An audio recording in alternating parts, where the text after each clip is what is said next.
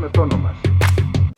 Μια χερσαία επίθεση δεν είναι και το πιο εύκολο. Τώρα οι Ισραηλινοί αξιωματούχοι λένε ότι μπορεί να πάρει και μήνες.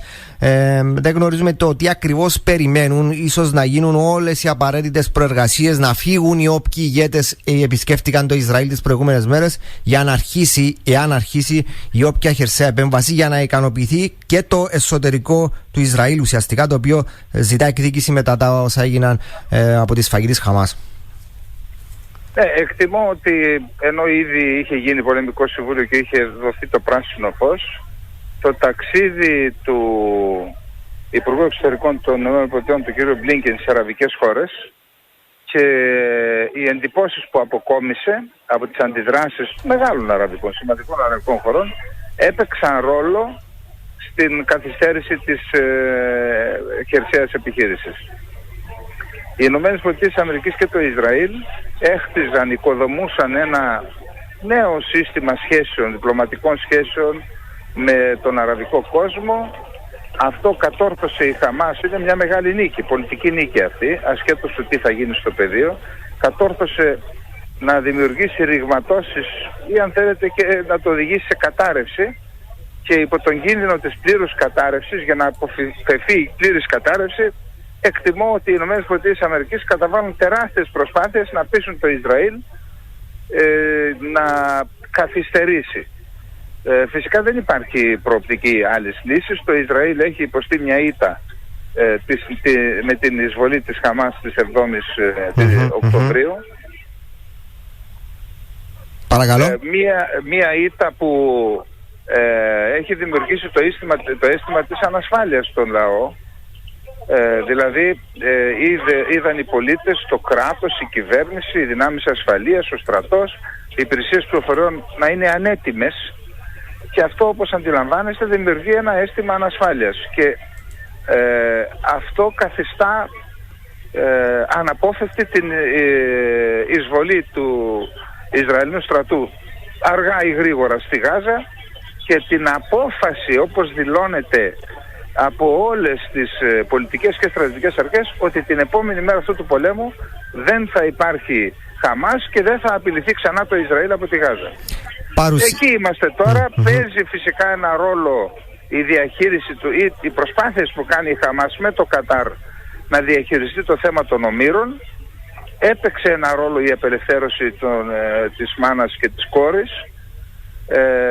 Επιχείρησαν χθες να συνεχιστεί αυτό το, ας μου επιτραπεί η λέξη, σε εισαγωγικά παιχνίδι, να απελευθερώσουν άλλους δύο, που αντιλαμβάνεστε, αν έχουν 250 άτομα στα χέρια τους και 2-2, τότε δεν θα γινόταν ποτέ η χερσαία επιχείρηση. Το Ισραήλ φαίνεται ότι την απέρριψε, αν και το αρνείται. Απέρριψε την πρόταση της Χαμάς και του Κατάρ, που έγινε δια το Κατάρ, και έτσι τώρα είμαστε και πάλι στο σημείο 0. Οι Ισραηλοί λένε ότι έκαναν μια μικρής έκτασης ή χερσαία επιχειρήσεις εισβολής στη Γάζα τη νύχτα. Πιθανόν γίνονται αναγνωριστικές επιχειρήσεις. Θα περιμένουμε το επόμενο διάστημα. Πάντως, κύριε Πούλα, δεν βλέπω ότι η εφημερίδα Χάρετ, που είναι έξτρα αντιπολιτευόμενη στον Νετανιάχου, αναφέρει ότι υπάρχουν προβλήματα και μεταξύ του Νετανιάχου και των στρατιωτικών. Ότι δηλαδή ο Νετανιάχου, για να περισσώσει, αν θέλετε, το πολιτικό του μέλλον, για την πολιτική του επιβίωση, προσπαθεί, συλλέγει στοιχεία για να ρίξει τις ευθύνες στους στρατιωτικούς της ήττας της 7ης Οκτωβρίου. Οι στρατιωτικοί αντιδρούν. Υπάρχει λοιπόν και εκεί ένα πρόβλημα, και ξέρετε, όταν διαρρέεται από Ισραηλινές πηγές, εντάξει, οφείλουμε να το λάβουμε υπόψη μας, πιστεύω. Κύριε Καλεντερίδη, ισχυρή στρατιωτική παρουσία, η οποία κλιμακώνεται και αυξάνεται στην γύρω περιοχή, Ανατολική Μεσόγειο και γύρω από την Κύπρο. Φτάνουν πολεμικά πλοία, είτε αυτά είναι αμερικανικά.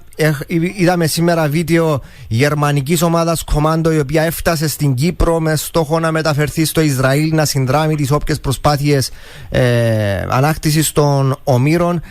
Τι μπορεί να σημαίνει αυτό? Υπάρχουν δύο αναγνώσεις. Κάποιοι λένε ότι αναβαθμίζεται η γεωπολιτική αξία της Κύπρου ως ένας πυλώνας σταθερότητας. Άλλοι λένε ότι μπαίνει και αυτή όμως ενδεχομένως με την όποια συνεισφορά στο στόχαστρο όσων είναι ενάντια στο Ισραήλ. Και τα δυο συμβαίνουν, αλλά θεωρώ ότι τα ωφέλη της Κυπριακής Δημοκρατίας από το πρώτο είναι μεγαλύτερα από τις όποιες κινδύνους και απειλές. Οι φίλοι μας στον αραβικό κόσμο πρέπει να αντιληφθούν ότι δεν είναι δυνατόν η Κυπριακή Δημοκρατία να παίξει αποκλειστικά και μόνο με τους Άραβες ή με τους Παλαιστίνιους.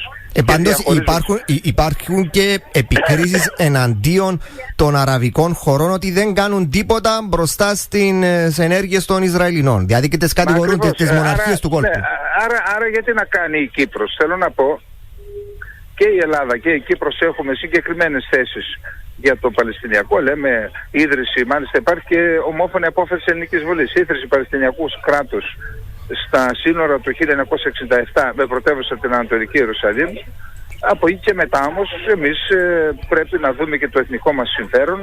Δεν κινούμαστε εναντίον οποιασδήποτε χώρας. Εμείς οι κινήσεις της Ελλάδας και της Κύπρου πρέπει να γίνονται στη λογική της εξυπηρέτησης του εθνικού συμφέροντος. Φυσικά, εάν ξεφύγουμε από αυτό και ας χρησιμοποιήσω μια λαϊκή έκφραση, παίξουμε μονόπατα υπέρ του Ισραήλ, τότε ξέρετε μπορεί να υποθηκεύσουμε και τη δικιά μας πολιτική σε σχέση με την Κύπρο. Γιατί όταν στηρίζεις και ενέργειες όπως είναι οι παράνομοι επικισμοί και η παράνομη κατοχή από πλευράς του Ισραήλ Παλαιστινιακών εδαφών, αν και δεν είναι ακριβώς η ίδια η περίπτωση, τότε στην ουσία σαν να νομιμοποιούμε και τις ενέργειες που κάνει η Τουρκία στα κατεχόμενα.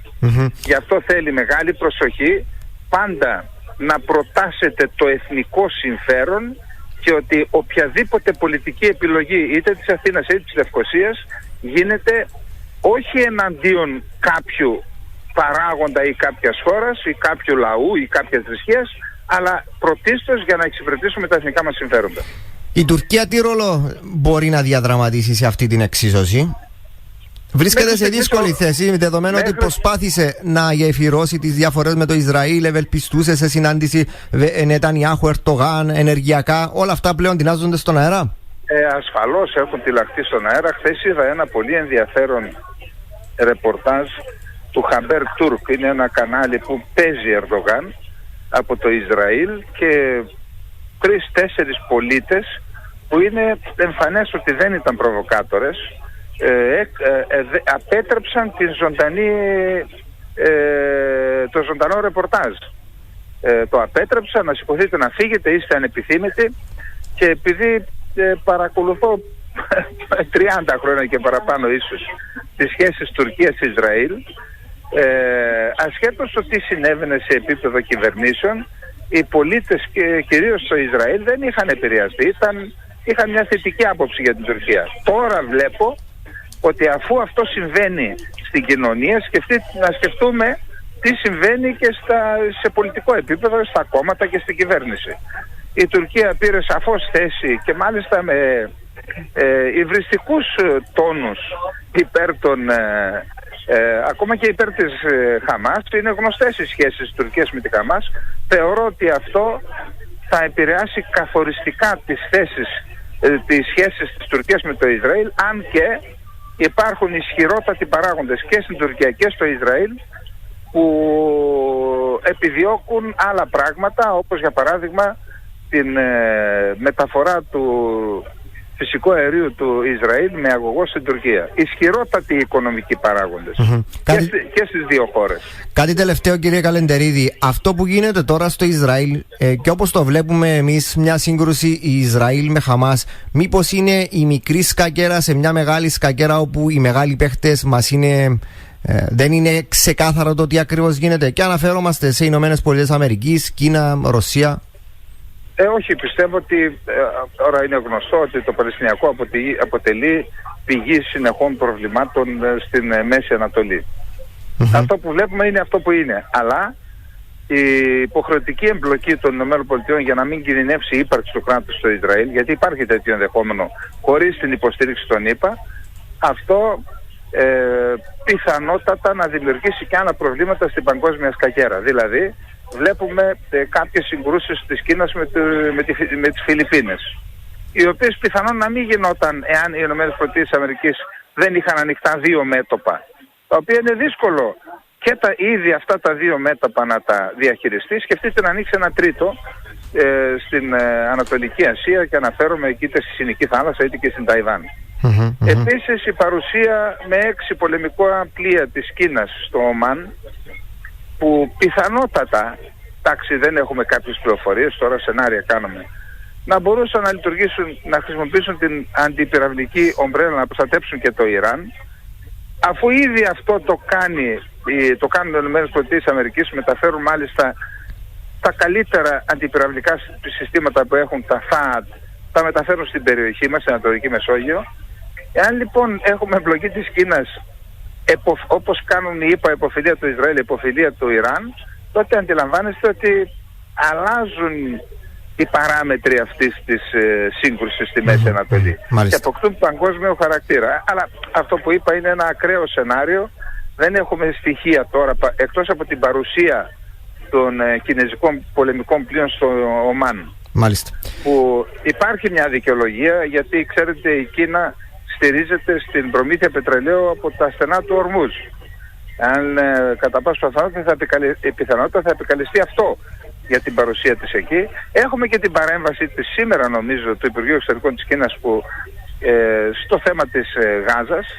Άρα η εμπλοκή της Κίνας με αυτόν τον τρόπο, καταρχάς, επαναλαμβάνω δεν έχουμε άλλα στοιχεία, καταρχάς θα πρέπει να μας προβληματίσει και να βάλουμε στο κάδρο και την Κίνα με τον τρόπο που είπα. Μάλιστα. Κύριε Καλεντερίδη, να σας ευχαριστήσουμε πάρα πολύ για αυτή την ανάλυση και παρέμβαση. Να είστε καλά. Γεια σας, να είστε καλά.